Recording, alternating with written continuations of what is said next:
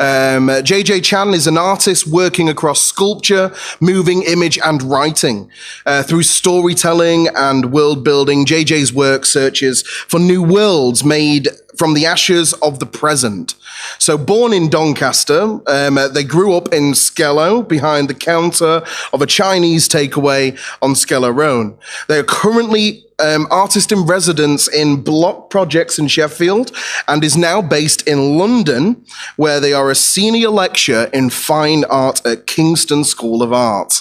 JJ is a member of the Artist Collective, a Particular Reality, and the Rising Buns. So today, JJ will present a series of rhetorical questions, imagining and unimagining the social and economic and political contexts of the prevailing now. So JJ asks, as we emerge out of lockdown, what normalities are we going to accept? And in the parallel state, where we are all migrants, what of our culture, of our Donny, will we bring with us? JJ. Thanks very much. Wow, I didn't realize how pretentious my statement sounded until it was read by somebody else. But thanks for inviting me along.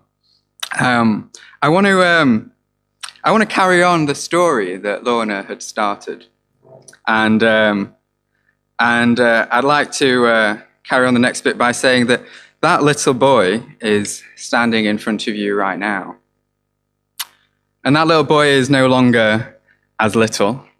And no longer a boy. And they moved away when they were 18, like a lot of their friends did. And like a lot of my friends, we were all very proud of being from Doncaster. Somehow, everywhere we went, to say that we were from Doncaster made us think that people thought we were more down to earth. So then I was invited back to Doncaster this week, and the first time that I'd been invited back as an artist. And I was invited to think about Doncaster in the parallel state, where the golden plastic flamingo resides behind the glass of the charity shop. And so I'm going to follow up with a few questions that we might ask ourselves as we enter the parallel state. And that's where I'll start. And the first of those questions, which Josh pointed out for us, was what of Doncaster should we keep? As we leave this old Doncaster, what should we take with us? At the very beginning of the emergence of COVID-19, it's back in 2019, Mark Rappolt, who is an editor of a fancy art magazine called Art Review Asia, wrote that the devastating impact of COVID-19 makes art and the communities that engage with it more worthy of preservation than ever. As a response, I later wrote in another fancy magazine, what's worth preserving? I wasn't sure what Mark wanted to save about contemporary art and the communities that engaged with it. Is the art world that we currently have something that we really want to keep? Would it belong in a parallel state where all citizens are equal? What kind of art was he talking about, I wondered? And who made up most of the communities that engage with it? His statement seemed to separate those who did and did not engage with art, and left me wondering, were the people he had in mind really the ones that needed most protection right now? And now as we come back to some sense of normal, or at least we talk about returning to normal, I'm left wondering whether normal really is where we want to be. If the normal is what we had before. I went on to write, as we start to rebuild our normalities, we need to ask ourselves what our past normalities had neglected, what had they marginalized, what we might bring with us into the newly emerging. As we emerge out of lockdown, what normalities are we going to accept? And today I'm going to ask a few more questions like this, and hopefully this will help us to continue the story far beyond today. All of these questions are rhetorical. They don't anticipate answers. When we have answers, we ought to ask new questions. And I should make a bit of a disclaimer because I used some of these words before in a performance lecture I gave a couple of months ago to the Yorkshire and Humber Visual Arts Network. But I've said the things that I'm going to say now time and time again. But today I'm going to start with these questions. Is it normal for contemporary art to be exclusive? Is it normal for the art world to rely on unpaid labour? Is it normal for contemporary art to rely on inequality? Contemporary art is open to the public again, we are told. Welcome, we are told. But who is welcome here? Who feels welcome here? Is art an invitation as much as inviting as it claims to be? Can everyone take part and take part to the same degree? And some issues, they're systemic, right? So who makes the rules? Who decides that we ought to go back to the way that things were done? Whose normal might we be returning to? What parts of Doncaster over the last 2 years should we keep hold of? As we emerge from this third, fourth lockdown, do we want to bring anything with us into the newly emerging, whatever it is we're heading? From this space, from here. The art world is a set of relations of which we are all a part, that Donny is a part of too. In fact, the world is a set of relations that we're all a part, and so what exists tomorrow, we all help to construct. In the last year, it has become clear to us that we experience ourselves not as isolated entities. Our breath has become toxic to other bodies. Our proximity a danger to the strangers and communities around us. No one acts alone. What I mean by that is that our actions in the world don't only affect ourselves. Our actions implicate others. Our words implicate others, and our ideas implicate others. Who do our thoughts affect? Who do we think with? Who do we think for? We have been implicated. Breathe me in, breathe me out. I don't know if I can ever be without. I nicked those words from a Harry Styles song. How many words that are leaving my mouth right now will become words that form beneath another's tongue? Speaking, sharing, building worlds to come. What and whose questions will come from the questions I ask today? It's easy to blame our problems on our institutions, right? Because it's not personal.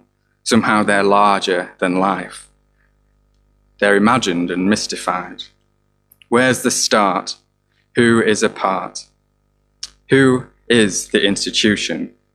Through whom does the institution have its words, its rules, its systems? And as what do they become in the realities of the everyday? What do they become for us? A punch in the face, a pinch at the waist, a tear, a puddle, a bubble. Are we in a bubble? Fake news, bad news, good news too. Something's on fire. Hope it's okay. Can you see me? Can't you see me? CCTV, PPE, blueprints for the otherwise, something old, something new, breakout room, feedback loop. Do you believe in racism? Black square, yellow ribbon, pride flag. Clap for the NHS. Put me on your Insta story, an inventory of infographics. 1, 2, 3, 4. Calm down. Football, vaccine, heatwave, Brexit, missile, Love Island. I hear that Team GB is doing well. I'm always late to these things. Here I am, trying to find my place. Still, in the meantime, looking for myself. Doncaster in the parallel state. I'm not quite sure I know where Doncaster is from the beginning. What does tomorrow look like? What does emerging look like? What utterances today might be worlds tomorrow? What did England even end up bringing home? This is a critique, a moan, a whine, a whinge. How can we transform these words, these ideas, into a practice of optimism, action, and change? Stepping up, being loud. Speaking out, be quiet. Saying no, why not? Letting go, what of? Lifting up, share the mic. Stepping back, who for? Moving, shaking, drinking, crying. Will you step up and speak out? Say no, let go. Lift up your friends. Speak up, speak now, speak soon, speak later. What does it mean to be emerging? Could emerging be our method? Is it a process? Is it to embody the work in progress? An identity, or an ontology, if you want, as in process, writes Anushka Bailey. An ontology of being in practice seeking a momentary glimpse of absolute contentedness in the face of capitalist time to undermine the now. Leap into tomorrow. We are all emerging and emerging together, co-emerging, co-creating, forming relations that will support one another or not. We might be co-creating relations that exclude, that support some and not others. We might be imagining our tomorrow as a time and space in which some people aren't welcome. Where will they be present? Why are they absent? Who is not in our forum today? Who isn't with us, and how are they implicated by the words that we share? The relations that form the arts of tomorrow are ours to make. The quorum is ours to decide. What will replace the future when the future goes away? What will we imagine instead? What comes after that won't mimic or replicate or recreate a practice of the colonial? And this question comes with another question, which is who should have the power, the control, the agency to take us to this new space, this new state? Being late is also sometimes early. Before the punch, the pinch, the tear, the puddle, the bubble, the news. What time is it? Asks Leanne Naidoo. Is it the pain, she writes, of being forced back into the present world after a premonition of a different one that feels like a curse? Ideas matter worlds. Imagine a new time. So let's talk about this next time. In new time, let's make time to ask rhetorical questions because the world is ticking, work is calling, emails, emails, emails.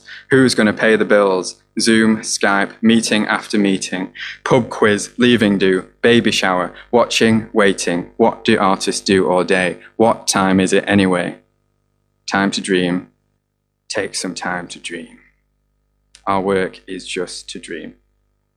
So, in Doncaster, we dream.